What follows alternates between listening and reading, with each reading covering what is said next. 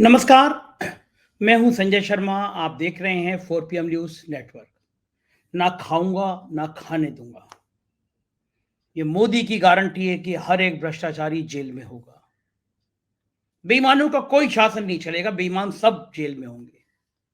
ये स्क्रिप्ट किसी मुंबई या फिल्म के लेखक की नहीं है, देश के प्रधानमंत्री की है। चंदे का धंधा कितना गंदा है, इसका खुलासा हुआ तो पूरी भारतीय जनता पार्टी के पैरों के नीचे जमीन खिसक गई। जिस दिन चुनाव की घोषणा होनी है उससे 24 घंटे पहले ये खुलासा। पिछले संडे में प्रोग्राम में 4 PM में जाइएगा, ज्योतिषी राजीव नारायण शर्मा जी की भविष्यवाणी सुनिएगा। उन्होंने कहा था कि बहुत बड़ा कोर्ट से एक मामला होने वाला है जिसमें उद्योगपति और सरकार के रिश्ते बेनकाब होंगे। चुनाव से 24 घंटे पहले ये खुलासे ने देश के होश उड़ा दिए। कैसी कैसी कंपनियों से पैसे, ईडी का छापा, वो भाजपा की वॉशिंग मशीन में करोड़ों का चंदा, देश की नवरत्न वाली कंपनियों के संग धंधा। आपके मेरे बीच में जब लोग तड़प तड़प के मर रहे थे कोरोना काल में, वैक्सीन बनाने वाले पूना वाला करोड़ों का चंदा देता है, 4 दिन बाद प्रधानमंत्री से मिलता है और उसकी वैक्सीन को मंजूरी मिल जाती है। यानी आपके और मेरे परिवार की जिंदगी और मौत जिस समय बीच में खड़ी हुई है, उस समय भी करोड़ों का चंदा लेके धंधा। अब क्या किस मुंह से नैतिकता की बात करेगी भारतीय जनता पार्टी? किस मुंह से ये कहेगी कि वो बेईमानी नहीं करती है? चुनाव से पहले इतना बड़ा झटका लगेगा, ये मोदी ने सपने में भी नहीं सोचा था। बेनकाब हो गई है भारतीय जनता पार्टी, कहने को कुछ बचा नहीं है। मैं कलकत्ता में आया हूं, देख रहा हूं कि हाल क्या है। लोग कितने गुस्से में है, महंगाई से गुस्से में है, गोदी मीडिया के रवैये से गुस्से में है। किसी चैनल पे खबर नहीं दिख रही कि चंदे के नाम पर कितना बड़ा धंधा कर दिया भाई लोगों ने। लेकिन सोशल मीडिया पे बाढ़ आ गई है। कल से लगातार प्रधानमंत्री के लिए जो शब्द लिखकर ट्रेंड किए जा रहे हैं, मैं उन शब्दों को आपको बता नहीं सकता। ट्विटर पर ट्रेंड चल रहा है, प्रधानमंत्री के प्रति इतने अपशब्द चल रहे हैं। इसका मतलब देश का जनमानस गुस्से में है मोदी के इस रवैये को लेकर। चेहरा सामने आ गया है, खेल क्या चल रहा है ये सामने आ गया है। इस तमाम सवाल मैंने पूछे देश के जाने माने बड़े पत्रकार अभय दुबे जी से कि खेल क्या चल रहा है, क्या होगा, बिहार और महाराष्ट्र में क्या इम्पैक्ट जा रहा है, क्यों स्थिति बीजेपी की कमजोर होती जा रही है। सीधे चलते हैं अभय दुबे जी के पास और इन सवालों के जवाब तलाश करते हैं। आपसे रिक्वेस्ट, चैनल को ज्वाइन कीजिएगा, सब्सक्राइब करिएगा। चलते हैं अभय दुबे जी के पास। स्वागत है अभय जी 4 PM न्यूज नेटवर्क में आपका। और हम लोग जो बात कर रहे हैं उसके कुछ घंटे बाद चुनाव तिथि की घोषणा हो जाएगी, लेकिन ये बहुत खतरनाक है कि चुनाव तिथि की घोषणा होने के 24 घंटे पहले भारतीय जनता पार्टी का जो चेहरा सामने आया है उसने पूरे देश को हैरान कर दिया है। कोई सोच नहीं सकता था कि इधर की थैली दो, उधर क्लीन चिट लो। जिस कंपनी ने, ईडी ने 400 करोड़ के संपत्ति जब्त करी, वो सैकड़ों हजारों करोड़ का ठेका दे रही है। जिस कंपनी ने बॉन्ड खरीदे, उसको गुजरात में ठेका मिल जा रहा है। उत्तराखंड के टनल में जिसमें 41 मजदूर फंसे थे, वो कंपनी बॉन्ड खरीद के चंदा दे रही है। देश में इतना, आप तो चूंकि मुझसे ज्यादा अनुभवी हैं, आपने तमाम चुनाव देखे हैं, तमाम राजनीति देखी है, इतना बड़ा पर्दाफाश आज तक, चाहे वो बोफोर्स हो, क्या ये बोफोर्स से कम लग रहा है? जो चीज सामने आई है, क्या ये बोफोर्स से कम है? और क्या चुनाव में इसका बहुत भारी असर पड़ेगा भाजपा पर? देखिए, अगर आप इसकी बोफोर्स से तुलना करेंगे तो तमाम सारे वो पूंजीपति मनी मन आपसे नाराज हो जाएंगे जिन्होंने इतना करोड़ों का चंदा भाजपा को दिया है। बोफोर्स तो बहुत ही मामूली चीज थी। आज जिस स्तर का भ्रष्टाचार, ये जो इलेक्टोरल बॉन्ड का स्कैम है, ये जिस स्तर का स्कैम है, और इसको कानूनी जरियों से किया गया है। एक खास बात इसकी ये है, पहले एक कानून बनाया गया, और जब वो कानून बनाया जा रहा था तो जब उसके बारे में पूछा गया विभिन्न मंत्रालयों से, तो लॉ मिनिस्ट्री ने उसके खिलाफ राय दी कि ये कानून आप मत बनाइए। और ये सब चीजें रिकॉर्ड पर हैं, यहां तक कि तत्कालीन चुनाव आयोग ने भी लिख के दिया कि ये ठीक नहीं रहेगा, ऐसा मत कीजिए प्लीज। इससे, लेकिन इस सब का अपने ही द्वारा नियुक्त किए गए चुनाव आयोग का, अपने ही द्वारा नियुक्त की गई लॉ मिनिस्ट्री की राय का उल्लंघन करके सरकार ने संविधान संशोधन किए और इलेक्टोरल बॉन्ड की स्कीम जारी की। ये काले धन को, जो पीएमएलए कानून है, अगर किन्हीं लोगों के ऊपर लगना चाहिए तो इनमें से उन शेल कंपनियों जिन लोगों ने ये चंदा दिया है शेल कंपनियों वाले, उन सब के ऊपर पीएमएलए कानून लगना चाहिए।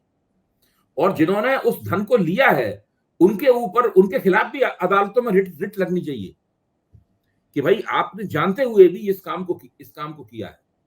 आपने कल एक बहुत बेहतरीन राय दी थी कि विपक्ष को चाहिए कि वो अपनी तरफ से ये बता दे कि उसने किन किन के चुनाव, कौन कौन से, किस किस कंपनी ने अपने इलेक्टोरल बॉन्ड उन्हें दान किए और उन्होंने उसको भुनाए।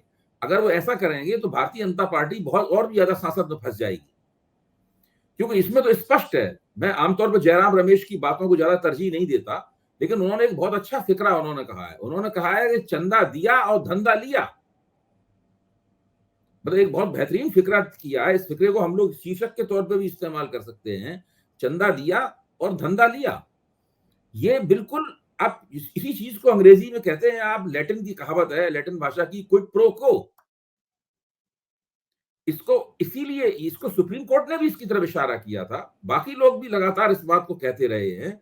अब स्टेट बैंक ऑफ इंडिया ने क्या हंगामा क्या गड़बड़ी की? स्टेट बैंक ऑफ इंडिया ने ये एफिडेविट तो दे दिया कि हमने सारे तथ्य आपको दे दिए, लेकिन बॉन्ड के नंबर उन्होंने नहीं दिए उसके अंदर।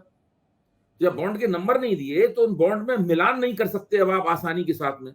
उसके लिए आपको क्यूआर कोड स्कैन करना पड़ सकता है, मिलान, वो झंझट है एक पूरा का पूरा। तो अगर बॉन्ड के नंबर होते, जो कि स्पेसिफिक नंबर होता है बॉन्ड का, उस बॉन्ड के जरिए पता लगाया जा सकता है कि ये बॉन्ड किसने खरीदा था और ये वाला बॉन्ड किसने एनकैश किया। उससे बिल्कुल स्पष्ट हो जाएगा कि किस कंपनी का बॉन्ड किसको मिला और किसने एनकैश किया, किसने उसको भुनाया। अब सुप्रीम कोर्ट ने फिर से फटकार लगाई है स्टेट बैंक ऑफ इंडिया को। अब स्टेट बैंक ऑफ इंडिया सोमवार को इसका या तो जवाब देगा, या सुप्रीम कोर्ट फिर जब उनको धमकाएगा उसके बाद फिर से वो नंबर चुनाव आयोग को देंगे और फिर वो नंबर वेबसाइट की वो प्रकट हो जाएंगे। तब एक साधारण व्यक्ति भी उन बॉन्ड नंबरों का इस्तेमाल करके पता लगा सकेगा कि ये स्कैम हुआ कैसे है और कौन कौन से स्कैम में शामिल है। अच्छा, अब इस वक्त विपक्ष के सभी नेताओं का, जो मुखर नेता हैं, जो बुद्धिमान नेता हैं, वो सारे के सारे इसी मसले को लेकर अपना निशाना बना रहे हैं। इस वक्त कोई चुप नहीं बैठा हुआ है, क्योंकि सब लोगों को पता है कि अगर इस मसले को ठीक से उठा दिया गया, इस मसले में जो है उसका प्रचार ढंग से जनता के बीच में किया गया और बात अगर मतदाताओं तक पहुंची, तो भारतीय जनता पार्टी पूरी सांसद में पड़ जाएगी।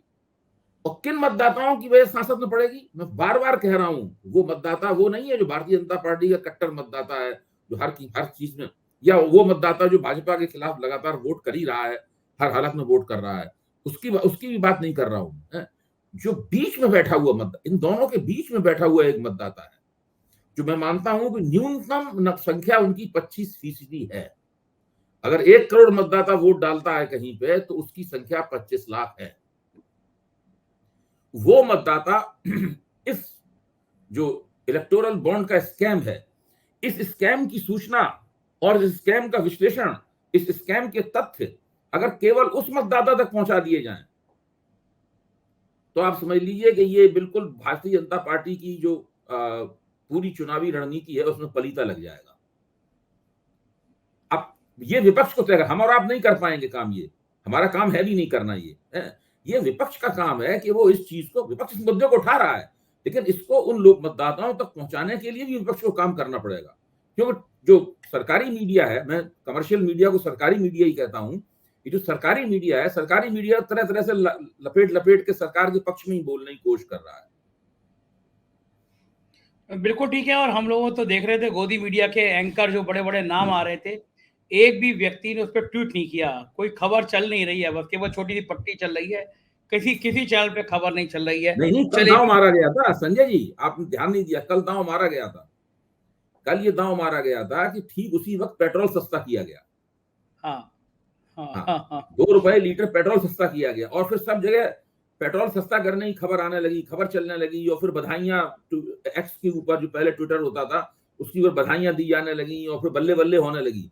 लेकिन वो बात जमती नहीं है। पेट्रोल 2 रुपए ही सस्ता किया गया है। सब लोग जानते हैं कि 2 साल बाद सस्ता किया गया है, और सब लोग जानते हैं कि ऐसी चुनाव खत्म होगा फिर से पेट्रोल महंगा कर दिया जाएगा। ना खाऊंगा ना खाने दूंगा, प्रधानमंत्री जी ने 1000 जगह कहा। ये मोदी की गारंटी है, कोई भ्रष्टाचारी बाहर नहीं रहेगा। ये डायलॉग बोले। कल से ट्विटर पर ट्रेंड हो रहा है, प्रधानमंत्री के प्रति बहुत अपशब्द ट्विटर पे लगातार ट्रेंड हो रहे हैं। क्योंकि प्रधानमंत्री पद की गरिमा होती है, इसलिए मैं उन शब्दों को यहाँ नहीं दोहराऊंगा, लेकिन ट्विटर पे लगातार कल से ट्रेंड हो रहा है वो शब्द। भाजपा की पूरी आईटी सेल लग गई कि ये कहीं से ट्रेंडिंग खत्म हो जाए, लेकिन लगातार हजारों लाखों लोग उस शब्द को लिख रहे हैं ट्विटर पर। सोशल मीडिया पे बाढ़ आ गई है, जो भारतीय जनता पार्टी को चोर पार्टी कह रही है। इसका मतलब देश का जनमानस। अभय जी, लगता है, मैं कोलकाता में हूँ, कल कलकत्ता में घूम रहा था पार्क स्ट्रीट पे, कम से कम 10 लोग मुझे आ गए, पहचान लिया उन्होंने कि 4 PM। मैं तारीफ नहीं कर रहा, लेकिन मैं उदाहरण दे रहा हूँ। ये गोदी मीडिया के चैनल जब जाते हैं तो नारे लगते हैं, गोदी मीडिया वापस जाओ। लखनऊ की एक घटना बता रहा हूँ, जब 10 या कुछ हजार परीक्षार्थी सिपाही भर्ती निकले थे, लाखों लोग आ गए थे कवरेज करने। आज तक का एक रिपोर्टर गया, संतोष नाम है, बड़ा बेहतरीन रिपोर्टर है, बहुत अच्छा रिपोर्टर है, लेकिन बाइक आईडी आज तक की थी। लोगों ने घेर लिया, गोदी मीडिया गो बैक, और उसको वापस जाना पड़ा। अंजना ओम कश्यप जी के साथ बिहार में किया गया, लोगों ने नारेबाजी शुरू कर दी। सुधीर चौधरी 10-10 गनर लेके चल रहे हैं। ये नारेबाजी भी मैं उचित नहीं मानता, पत्रकार है वो, लेकिन आप ये ट्रेंड देखिए, भीड़ का ट्रेंड देखिए। हमें तो कहीं गनर ले जाने की जरूरत नहीं पड़ती, हम भीड़ में जाते हैं, भीड़ आती है, फोटो खिंचाती है, सेल्फी खिंचाती है। तो ये जो भारत की भीड़ है, ये कहाँ से आ रही है? कल हमारे एक एंकर ने, निधि ने, एक वीडियो बोला, 15 लाख लोगों ने देखा उसको, 9 घंटे के अंदर 15 लाख लोगों ने देखा। सुधीर चौधरी के शो 10,000 लोग नहीं देख रहे हैं, आज तक के शो 20,000 लोग नहीं देख रहे हैं, और हमारे एक रिपोर्टर निधि के शो 15 लाख, एक 9 घंटे में 15 लाख जा रहे हैं। तो ये भीड़ है, जिसको पता है कि जो सच बोला है वहां पे आएंगे। इसका मतलब जनमानस के अंदर गुस्सा है, वो गुस्सा ना खाऊंगा ना खाने दूंगा डायलॉग पे क्या भारी पड़ता हुआ नजर आ रहा है। और खासतौर से चुनाव से ठीक पहले जब ये भंडाफोड़ हुआ है कि चोरी नहीं डकैती डाली है मोदी जी ने। देखिए, आप जो कह रहे हैं मैं उससे 100% सहमत हूं, बिल्कुल 100% सहमत हूं। असली मुद्दा यही है, सरकार के खिलाफ एंटी इनकम्बेंसी नहीं है, इस तो सरकार के विरोधी भी मानते हैं। मुद्दों की कमी नहीं है, ये सरकार के समर्थक विरोधी दोनों मानते हैं कि मुद्दे बहुत हैं। असली समस्या यह है कि विपक्ष उनका ठीक ठीक इस्तेमाल नहीं कर रहा है। देखिए, परिस्थिति कोई भी हो, सरकार के खिलाफ कितनी भी नाराजगी हो, उस नाराजगी को नियोजित रूप से प्लान बनाकर गोलबंद करना पड़ता है, उसका पॉलिटिसाइजेशन करना पड़ता है, उसको राजनीतिक रूप देना पड़ता है। जब आप उसको राजनीतिक रूप देंगे, पॉलिटिसाइजेशन करेंगे, भ्रष्टाचार तो बहुत होता रहता है देश में, लेकिन बड़े बड़े भ्रष्टाचार होते हैं। उस भ्रष्टाचार को किस तरह एक राजनीतिक मुद्दा आप बनाएं, जैसे कर्नाटक के चुनाव में बनाया गया था। 40 कर्नाटक के चुनाव में कांग्रेस ने नारा दिया था ना, 40% सरकारा, 40% सरकारा करके नारा दिया था। तो जब तक आप उसको इस तरीके से मुद्दा नहीं बनाएंगे, अब जैसे ये इलेक्टोरल बॉन्ड का सवाल है, प्रश्न ये है कि विपक्ष अपने आप को बचाते हुए किस तरीके से उसको, अभी तो गोदी मीडिया के जो समर्थक पत्रकार हैं वो यही कह रहे हैं कि विपक्ष ने भी तो लिया है। विपक्ष ने क्यों लिया है? बीजू जनता दल ने भी लिया है, द्रमुक ने भी, डीएमके ने भी लिया है। जो 5 टॉप पार्टियां हैं उसमें 3 रीजनल पार्टियां हैं और कांग्रेस भी शामिल है। भाई बीआरएस, बीजू जनता दल और वो डीएमके, कांग्रेस और भाजपा, ये 5 टॉप पार्टियां हैं। टीएमसी मिला है। हाँ, मेरा कहना है ये 5-6 पार्टियों ने भी तो लिया है। इसमें कुछ पार्टियां भाजपा के विरोध में खड़ी हुई है, डीएमके भाजपा के खिलाफ लड़ रही है, टीएमसी भाजपा के खिलाफ लड़ रही है, कांग्रेस भाजपा के खिलाफ लड़ रही है। तो यहाँ पर विपक्ष के सामने चुनौती ये है कि वो कैसे चंदा लेने में और चंदे के नाम पर जो स्कैम किया गया है चंदे के रूप में, उन दोनों के बीच में पहले फर्क करें। और वो फर्क बहुत स्पष्ट और सरल तरीके से समझ में आना चाहिए लोगों को, पेचीदगी के जरिए नहीं। देखिए, जो पेचीदा चीजें होती हैं वो बीच में पॉपुलर नहीं हो पाती। लोकप्रिय बनने के लिए एक चीज का सरलीकरण करना पड़ता है। तो सोशल साइंस की लैंग्वेज में हम लोग वल्गराइजेशन कहते हैं, सरलीकरण करना पड़ता है उसका, और लोगों को समझाना पड़ता है। जैसे ही आप इसको उससे अलग करेंगे और सरकार ने जो स्कैम किया है उस स्कैम को सामने रखेंगे, वैसे ही वो ये गेम चेंजर साबित हो जाएगा। हाँ, मतलब ये आप मानते हैं कि चुनाव से पहले भाजपा को शायद सबसे बड़ा झटका है, किसी ने कल्पना नहीं करी थी कि इतना बड़ा झटका लग सकता है भाजपा को, ये आप स्वीकार करेंगे? देखिए, शुरू में जब सुप्रीम कोर्ट ने ये फैसला, पहले तो मुझे ये यकीन नहीं था कि सुप्रीम कोर्ट ऐसा फैसला दे देगा। मुझे लग रहा था कि सुप्रीम कोर्ट इलेक्टोरल बॉन्ड को कुल घुमा फिरा के ठीक ही ठहरा देगा। फिर सुप्रीम कोर्ट ने इसके खिलाफ फैसला दे दिया, इसको कूड़ेदान में फेंक दिया पूरी स्कीम को, कहा कि ये तो सूचना के अधिकार का उल्लंघन है और ये तो स्कीम को किसी तरह से जारी नहीं रखा जा सकता। उसके बाद में इस तरह की खबरें आनी शुरू हुई कि सुप्रीम कोर्ट के इस फैसले से सरकार को कोई विशेष तकलीफ नहीं है। सरकार ने पहले ही पूरा अपना माल जो है चुनाव लड़ने के लिए जो जरूरत थी वो माल इन लोगों ने दबा लिया है और दूसरी पॉलिटिकल पार्टीज ने भी माल दबा लिया है, क्योंकि ये इस बात इस तरह पेश की गई, एक राजनीतिक हमाम है इसमें सब नंगे हैं। जिस सरकार के पास ज्यादा क्षमता होती है माल दबाने की, वो ज्यादा दबा लिया माल। जिनके पास कम क्षमता है, जिनकी राज्यों में सरकार है, उन्होंने थोड़ा कम दबाया है कुछ, और इस तरह से एक हायरार्की है कौन कितना माल दबा सकता है। ये बात आई, तब भी ये बात पूरी तरह समझ में नहीं आई थी। फिर सरकार की तरफ से सुप्रीम कोर्ट के आदेश को मानने में जो हीले हवाले होने शुरू हुए और उन हीले हवाले को सुप्रीम कोर्ट ने जिस तरीके से फटकार लगाई, उससे पूरी समझ इस मामले में बदली। मैं खुद भी स्वीकार करता हूं कि इस पर समझ मेरी भी कुछ देर से बदली है। पहले भी मैं इसको लेकर ज्यादा उत्साहित नहीं था, मैं मानता था कि बात जो है ना ज्यादा दूर तक नहीं जाएगी, फुसफुसा जाएगी बात। लेकिन अंततः ये बात अब इतनी दूर तक जा चुकी है कि इलेक्टोरल बॉन्ड को मोदी सरकार द्वारा किए गए एक बहुत बड़े स्कैम के रूप में जनता के सामने पेश किया जा सकता है। लेकिन अभी पेश करना बाकी है, ये मैं कहूंगा पेश करना बाकी है। लेकिन हाँ, स्कैम है और स्कैम को पेश कर दिया गया है, इन दोनों बातों में फर्क है। लेकिन एक बात तो है, जब वो लोग कहते थे कि मोदी के चेहरे पे कोई दाग नहीं है, कम से कम अब मंचों पे बैठ के ये दाग तो सामने आ जाएंगे कि भाई जब कोरोना काल चल रहा था, यशोदा अस्पताल बेतहाशा लापरवाही बरत रहा था, उसके यहाँ छापा पड़ा, उसने करोड़ों रुपए के बॉन्ड खरीद दिए, क्लीन चिट हो गई। कोरोना की वैक्सीन की बात आई, पूनावाला जी ने करोड़ों रुपए दान किए, 4 दिन बाद वो प्रधानमंत्री के संग फोटो खिंचा रहे हैं, उनकी वैक्सीन को सरकारी कंपनी की जगह छूट मिल गई, उन्हीं की वह वैक्सीन बनाई है। वेदांता ग्रुप एक लंबा चौड़ा हुआ, उसको एक सरकारी निजी सेक्टर की कंपनी दे दी गई। इस तरह की तमाम चीजें सामने आ गई। मतलब अब हम मंचों पे वो जो लॉटरी कंपनी थी, वो लॉटरी स्कैम, 1,000 करोड़ से ज्यादा, अकेले उसी कंपनी ने 1,000 करोड़ से ज्यादा का इलेक्टोरल बॉन्ड खरीदे। हाँ, और अगर ये पता लग जाएगा तो 1,000 करोड़ का कितना हिस्सा भाजपा के पास गया है, केवल एक मामला ही उसको साबित कर देगा। हाँ, बिल्कुल सही बात है। और ईडी का केस था, वो उनके खिलाफ ईडी, और इसे साबित करने में कितनी देर लगती है। कांग्रेस को आज तक शाम तक बता देना चाहिए कि भैया इस लॉटरी गैंग ने हमें नहीं दिया है। बाकी विपक्षी पार्टी को कह देना चाहिए हम गारंटी दे रहे हैं, हमें नहीं दिया है। साबित हो गया कि भाई बीजेपी के पास ही गया है। बिल्कुल। सबसे मजेदार बात, उसका दफ्तर मैंने ट्वीट किया है, अबे जी जैसा कोई 50,000 लाख रुपए की कंपनी चला रहा हो, ऐसा उसका छोटा सा दफ्तर है, यहाँ बोर्ड लगा है उसका, और दिया चंदा 1,000 करोड़ से ज्यादा का। तो अब ये 1,300 करोड़ का सामने आ रहा है। तो फिर ये तो साबित हो गया ना कि प्रधानमंत्री जी जो अपने आप को स्वच्छ चेहरा बताते थे, चुनाव से ठीक पहले बहुत बड़ा डेंट तो चेहरे में पड़ गया ना। जो आप 15% वोट बता रहे हैं, उस 15% तक तो ये मैसेज चला ही गया ना। विपक्ष कितना और तेज कर रही है अलग बात है।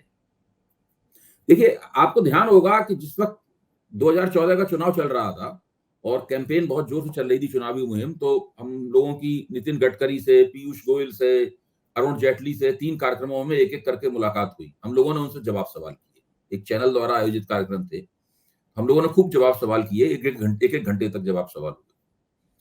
तो उनसे ये भी कहा गया कि भाई आप लोग तो भाजपा बहुत बड़े पैमाने पर रुपया खर्च कर रही है।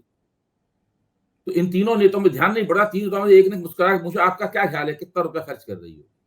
तो मैंने उनसे कहा था कि ऐसा मेरा अनुमान ये है कि आप 10,000 करोड़ रुपए के आसपास खर्च करने वाले हैं इस चुनाव नहीं। 2014 में जब भारतीय जनता पार्टी सत्ता में नहीं थी, केंद्र कांग्रेस सत्ता में थी, तब हम लोगों ने ये कहा था, कई पत्रकारों का मानना था कि भाजपा ने चुनाव के बाद, तो निश्चित रूप से सब लोग कहने लगे थे कि भाजपा ने करीब 10,000 करोड़ रुपया चुनाव में खर्च किया है। ये 10 साल पहले की बात है।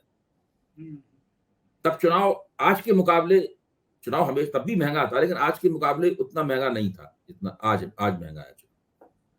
मीडिया भी, सोशल मीडिया 10 साल पहले इस तरह से नहीं था जिस तरीके से आज मौजूद है, ना के बराबरी हो रहा होगा मेरे ख्याल से तब। अच्छा, तो वो फिर मुस्कुरा के रहे, बातचीत खत्म हो गई, बोले नहीं हम लोग तो रोज हिसाब किताब लगाते हैं कि कहां से पैसा आया, पैसे खत्म हो गए हैं। फिर ये सब बातें, इस तरह की बातें की गई। इस बीच में भारतीय जनता पार्टी ने सोचा कि ऐसा क्या तरीका अपनाया जाए कि हमारे ऊपर इल्जाम भी ना लगे और हम बड़े पैमाने पर पॉलिटिकल फंड भी जमा कर लें, इलेक्टोरल फंड भी जमा कर लें। उसके लिए ये स्कीम तैयार की गई, इलेक्टोरल फंड। थोड़ा दिमागदार आदमी होगा जिसने लगाया होगा हाँ, दिमाग। नहीं सारे भाजपा के लोग तो यही दिन रात करते रहते हैं। लेकिन फिर ये हुआ कि भाई अगर ये फंड आएगा तो उसमें दूसरी पार्टियों को, केवल भाजपा को तो मिलेगा नहीं फंड, दूसरी पार्टियों को भी मिलेगा फंड। तो भाजपा ने सोचा कि ठीक है, तो कोई बात नहीं, ज्यादातर फंड तो हमें मिल जाएगा। तो 60% के करीब, 60% के करीब फंड जो है वो भारतीय जनता पार्टी के हिस्से में गया। हालांकि लोगों का कहना यह है कि अगर और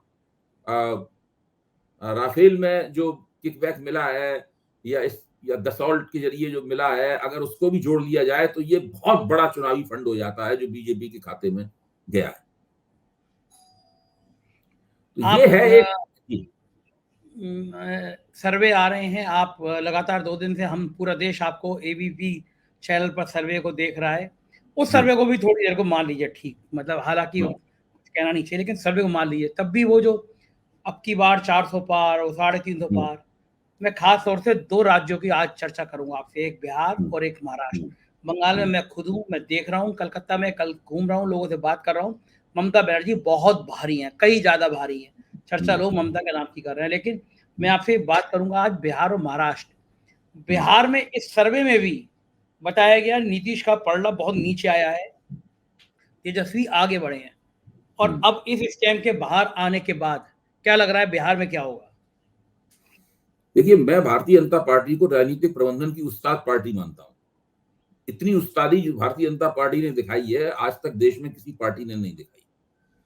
और उसका मेरे ख्याल से तो अगर राजनीतिक प्रबंधन का कोई नोबेल प्राइज होता हो तो भारतीय जनता पार्टी को दे दिया जाना चाहिए। इसके और पिछले 1.5 साल से 2 प्रांत ऐसे हैं जहां भाजपा राजनीतिक प्रबंधन करने में लगी हुई। एक है महाराष्ट्र और दूसरा है बिहार। क्योंकि इन 2 प्रांतों में भाजपा ने पिछली बार 95% के आसपास स्ट्राइक रेट निकाला था और इस बार उसे पहले से पता था कि इन 2 प्रांतों में उसे नुकसान होने वाला है।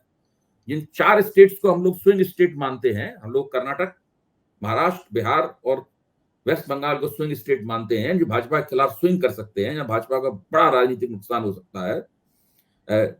वहां पर इन 2 प्रांतों में जितनी तोड़फोड़ भाजपा ने की, स्थापित पार्टियों को तोड़ दिया, विपक्षी दलों, विपक्षी गठबंधन के अंदर जो पार्टियां थी उनको अपनी ओर खींच लिया। यहां तक कि विपक्षी गठबंधन के जो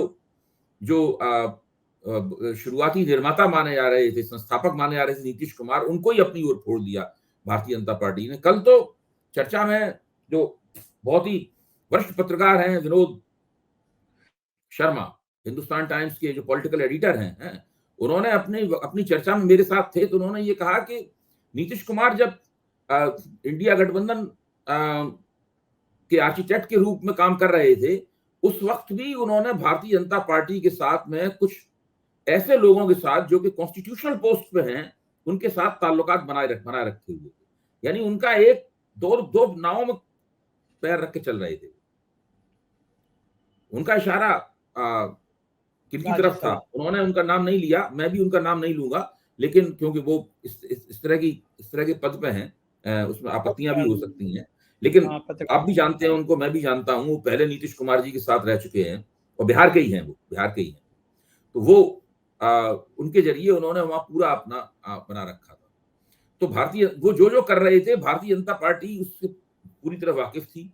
मुझे लगता है कि भारतीय जनता पार्टी तक पूरी खबरें भी जा रही थी, सारी योजना भी उनको बताई जा रही थी। इसीलिए अब मैं सोचता हूं अगर मैंने उनको भारतीय जनता पार्टी का सीक्रेट एजेंट करार दिया था तो ठीक ही करार दिया था।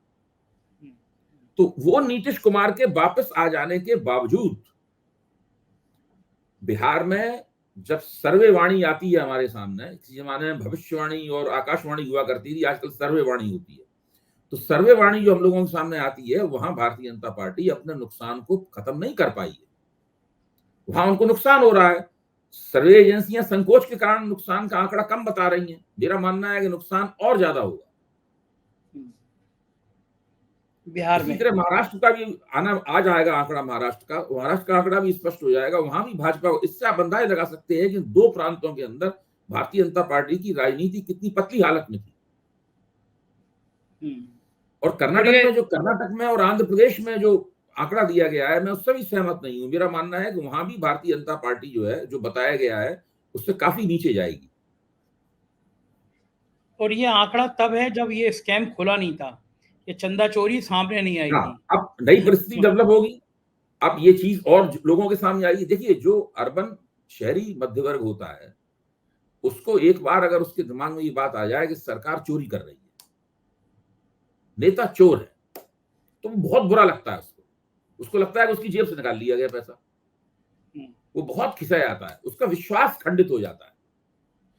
तो जो कांग्रेस सरकार के खिलाफ 2019 से 2009 से लेके और 2014 तक चलने वाली कांग्रेस सरकार के खिलाफ जो भ्रष्टाचार विरोधी आंदोलन चला था, उसने उस सरकार की छवि बना दी थी।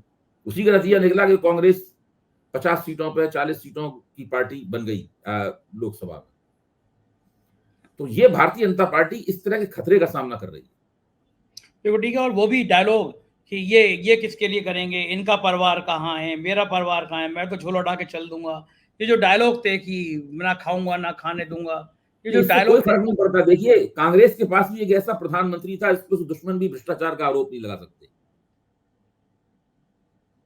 कांग्रेस के पास एक ऐसा प्रधानमंत्री था, 10 साल रहा, उसके जो मनमोहन सिंह के लोग उनको अक्षम कह सकते हैं, पॉलिटिकल पॉलिसी पैरालिसिस उन्होंने किया, और सोनिया गांधी के प्यादे थे, ये सब कहा जा सकता है। लेकिन कोई ये नहीं कह सकता है कि भाई उन्होंने करप्शन किया या अपने लिए उन्होंने पैसा बनाया। मनमोहन सिंह, मोदी ने भी नहीं बनाया होगा पैसा अपने लिए, भ्रष्टाचार नहीं किया उन्होंने अपने लिए।